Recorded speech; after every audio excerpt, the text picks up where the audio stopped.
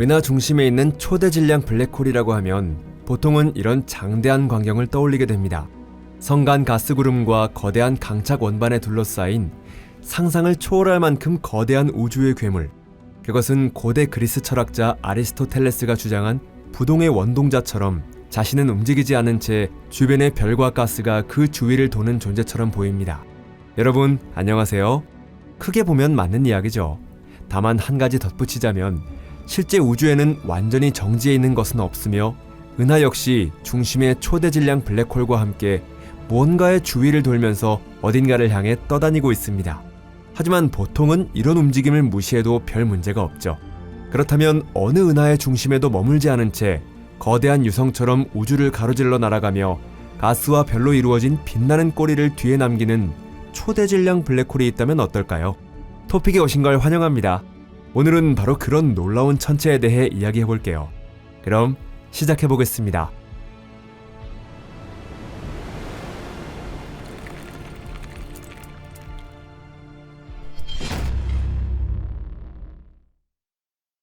이례적인 발견.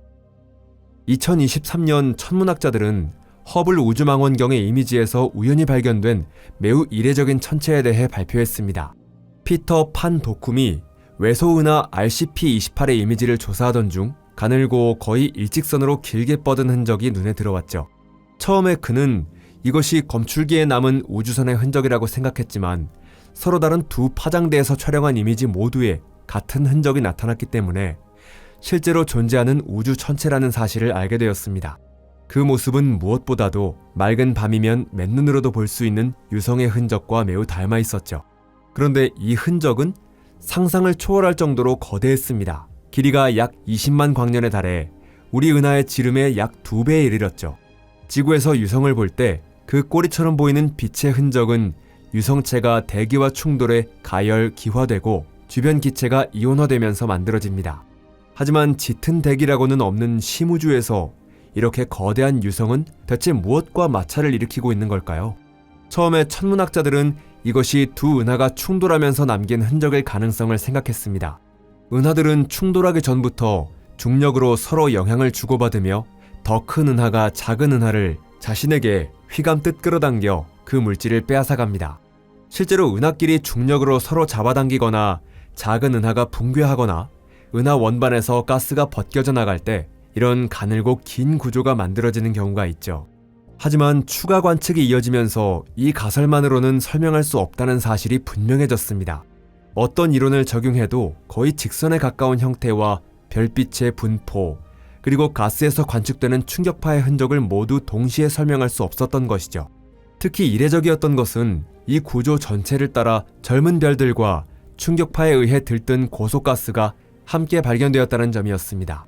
즉, 과학자들의 눈앞에 나타난 것은 지금까지 단 한 번도 본 적 없는 현상이었는데요. 콤팩트한 은하에서 시작해 그 별 원반을 훨씬 넘어 거의 직선 형태로 뻗어있는 영역에서 매우 큰 규모의 별 형성이 일어나고 있었던 것입니다.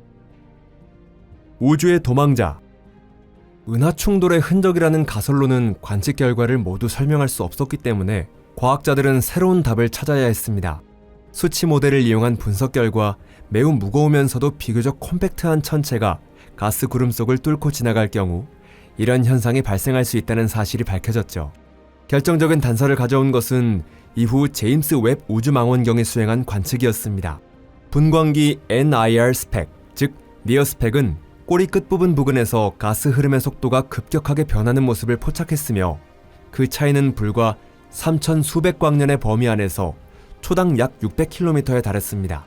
가스 구조의 형태와 스펙트럼 선의 비율까지 함께 고려한 결과 연구팀은 이것이 초음속으로 이동하는 무거운 천체가 만들어낸 바우쇼크, 즉 활 모양 충격파라고 결론 내렸습니다. 이 천체에는 RBH1이라는 이름이 붙었으며 은하 밖으로 튕겨나간 초대질량 블랙홀로 확인된 최초의 사례가 되었죠. 애초에 천문학자들이 이토록 대담한 가설을 세우게 된 계기는 바로 이 믿기 어려울 정도로 길고 빛나는 궤적이었습니다. 그리고 속도가 급격히 변한다는 데이터까지 확보되면서 마침내 모든 수수께끼가 하나로 이어졌죠. 초기 계산에서는 이 초대질량 블랙홀이 초당 약 1600km의 속도로 가스구름 속을 이동하고 있는 것으로 추정됐습니다. 이후 이 추정치는 초당 약 950km로 수정됐지만 그래도 여전히 상상을 초월하는 속도죠. 비교해보면 지구가 태양 주위를 도는 속도는 초당 고작 30km이고 태양이 우리 은하 중심을 도는 속도도 초당 약 230km에 불과합니다. 즉, 초대질량 블랙홀은 엄청난 속도로 가스를 뚫고 지나가며 이를 압축하고 물살을 가르며 나아가는 배가 뱃머리에서 물을 거세게 밀어내듯 앞쪽에 충격파를 만들어냅니다. 이후 가스는 충격파의 전면을 통과하면서 흐름의 방향이 옆으로 꺾이고 뒤쪽에는 난리로 이루어진 꼬리를 만들어내죠. 그 꼬리에서는 차가운 가스와 뜨거운 가스가 서로 섞이고 주변의 가스가 연이어 흐름 속으로 빨려 들어가면서 식고 응축됩니다. 그리고 특히 밀도가 높아진 영역에서는 새로운 별들이 태어나기 시작하죠. 바로 그렇기 때문에 우주 저편으로 날아가는 천체의 뒤로 별들로 이루어진 길고 곧은 꼬리가 뻗어 있는 것입니다. 하지만 초대질량 블랙홀은 왜 은하 중심이라는 원래의 편안한 자리를 떠나 멀리 날아가게 된 걸까요? 이 질문에는 몇 가지 가능한 답이 있습니다. 가장 가능성이 높은 것은 은하들의 병합과 관련된 시나리오인데요. 두 은하의 중심에 모두 초대질량 블랙홀이 존재할 경우 이들은 조금씩 가까워져 쌍성계를 이루고 서로의 주위를 점점 더 빠르게 돌기 시작합니다. 그 과정에서 블랙홀은 주변 시공간을 격렬하게 왜곡하며 알베르트 아인슈타인이 존재를 예견했던 시공간의 잔물결, 이른바 중력파를 방출합니다. 초대질량 블랙홀을 은하 밖으로 튕겨낼 수 있는 메커니즘은 크게 두 가지가 있습니다. 첫 번째는 중력파와 관련된 메커니즘이죠.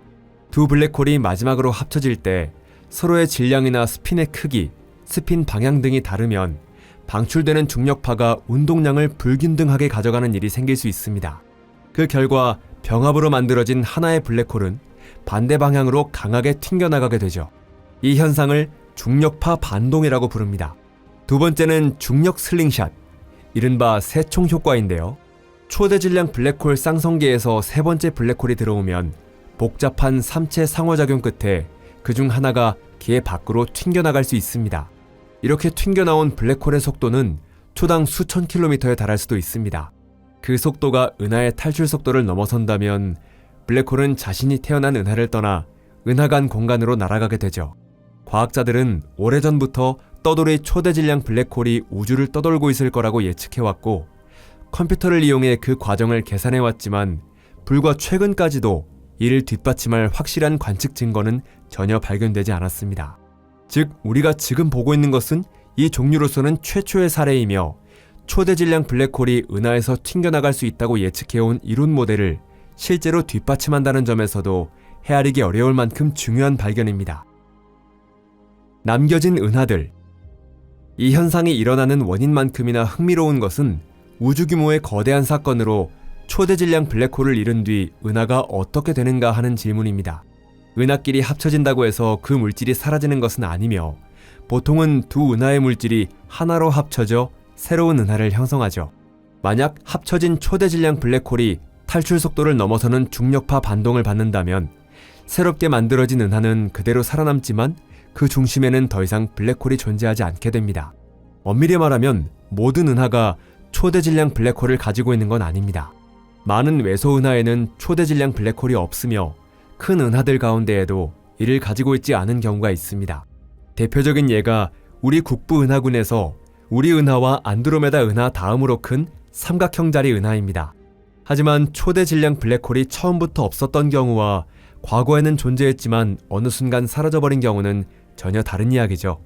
여기서 이해해야 할 것은 초대질량 블랙홀의 직접적인 중력 영향이 주로 은하의 중심부에 집중되어 있다는 점입니다. 그보다 먼 곳에서는 별과 가스의 움직임이 다른 별들과 성간 물질, 그리고 암흑 물질이 만들어내는 전체적인 중력에 의해 결정됩니다. 따라서 초대질량 블랙홀을 잃더라도 은하 전체가 붕괴하거나 구조가 완전히 다시 만들어지는 일은 없습니다. 그렇다고 해서 이 사건이 아무런 흔적도 남기지 않는 것은 아닙니다. 계산에 따르면 튕겨나간 블랙홀은 주변에 있던 별의 일부를 함께 끌고 나가 은하 중심에 별의 밀도가 낮은 영역을 남길 가능성이 있는데요. 심장을 잃은 은하에서는 중심부 성간가스의 분포가 달라지고 은하 핵의 활동 역시 크게 약해질 수 있습니다. 이 사실을 단서로 활용한다면 어떤 은하가 정말 처음부터 초대질량 블랙홀을 가지고 있지 않았는지, 또 어떤 은하가 한때 가지고 있던 블랙홀을 잃어버린 것인지 구별할 수 있게 될지도 모르죠. 더 흥미로운 경우는 그런 은하가 이후 또 다른 은하와 합쳐지면서 새로운 초대질량 블랙홀을 얻게 되는 상황입니다.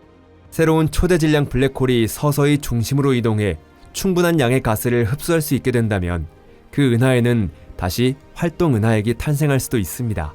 그렇게 된다면 수십억 년 동안 멈춰있던 과정이 다시 움직이기 시작하는 셈이죠.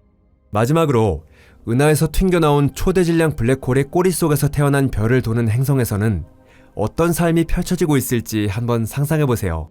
그곳의 주민들이 올려다보는 밤하늘은 칠흑같이 어둡고 빛나는 것은 기껏해야 가장 가까이에 있는 밝은 별 20개 정도에 불과할 것입니다. 대신 희미한 별빛에 방해받지 않고 멀리 떨어진 은하들을 맨눈으로 바라볼 수 있을지도 모르죠. 우리에게는 믿기 힘든 광경이지만 그들에게는 그게 너무나도 평범한 일상일 거예요. 왜냐하면 그들은 그와 다른 하늘을 단 한 번도 본 적이 없을 테니까요. 이 영상이 마음에 드셨다면 좋아요를 눌러주시고 친구들과도 공유해주세요. 시청해주셔서 감사합니다. 그럼 다음에 또 만나요. 안녕히 계세요.